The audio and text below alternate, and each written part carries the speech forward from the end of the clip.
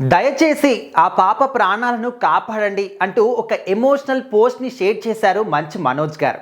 So ఇప్పటి వరకు save Punarvika అని చెప్పేసి సోషల్ మీడియా ప్లాట్ఫామ్లో మనము ఫేస్బుక్ కానీ, ఇన్స్టాగ్రామ్ కానీ, యూట్యూబ్ కానీ ఏది ఓపెన్ చేసినా కూడా ముందుగా కనిపించే 10 పోస్టులు ఖచ్చితంగా సేవ్ పునర్విక అనే పేరుతోనే కనిపిస్తున్నాయి. అసలు ఇంకా మానవత్వం బ్రతికే ఉందా అనే దానికి ఖచ్చితంగా ఈ యొక్క ఈ యొక్క పాప యొక్క ఇన్సిడెంట్ని మనము బెస్ట్ ఎగ్జాంపుల్గా తీసుకోవచ్చు. చాలామంది కూడా అసలు ఫండ్ కలెక్ట్ చేస్తూ ఉన్నారు. పాప కోసం పడుతున్నటువంటి ఆ తపన చూస్తూ ఉంటే అరే ప్రతి ఒక్కరికి కూడా కళ్ళలో నుంచి ఖచ్చితంగా నీళ్లు రావాల్సిందే.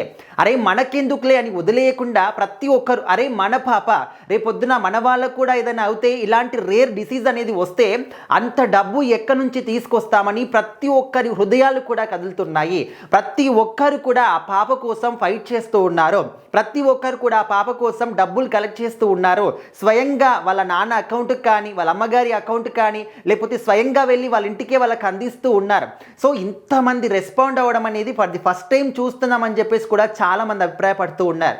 సో మరి ఇప్పుడు మనం చూస్తూ ఉంటే కొన్ని న్యాచురల్గా మనకు తుఫాన్లు కానీ లేకపోతే వరదలు కానీ వచ్చినప్పుడు చాలామంది హీరోలు కూడా హెల్ప్ చేస్తూ ఉంటారు. వాళ్ళకు ఉన్నటువంటి డబ్బుని కొంత సీఎం రిలీఫ్ ఫండ్ అంటే ఈ విధంగా హెల్ప్ చేసి రాష్ట్రం కోసం బాగు కోసం ఉపయోగపడుతూ ఉంటాయి అన్నమాట. ఆ డబ్బులన్నీ కూడా ₹1 2 కోట్ల సో వాళ్ళకు తోచినంత వాళ్ళు హెల్ప్ చేస్తూ ఉంటారు. సో ఇప్పుడు ఏంటంటే మరి ఈ పాప కోసం మనం చూస్తూ ఉన్నాం చిరంజీవి గారి బ్లడ్ బ్యాంక్ కావచ్చు, లేకపోతే ఐ బ్యాంక్ కావచ్చు, ఆక్సిజన్ సిలిండర్లు కావచ్చు, ఎంతమంది ప్రాణాలని బ్రతికిస్తూ ఉన్నాయి. సో అదేవిధంగా మహేష్ బాబు గారు 4,000కు పైగా చిన్నపిల్లలకి హార్ట్ సర్జరీలు చేయించి అసలు ఆయన గొప్ప మనసును చాటుకున్నారు.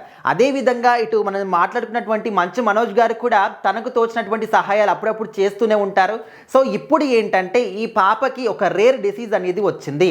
ఒక్క ఇంజెక్షన్తోని అదంతా కూడా క్యూర్ అవుతుంది. ఆ ఇంజెక్షన్ ఖరీదు ₹16 కోట్ల. సో తల్లిదండ్రులు చూస్తూ ఉంటే ఒక మిడిల్ క్లాస్ పర్సన్స్ వాళ్ళు ఎక్కడి నుంచి తీసుకొస్తారు? ఇల్లు మొత్తం అమ్ముకున్నా కూడా అన్ని డబ్బులు మాత్రం రాలేవు.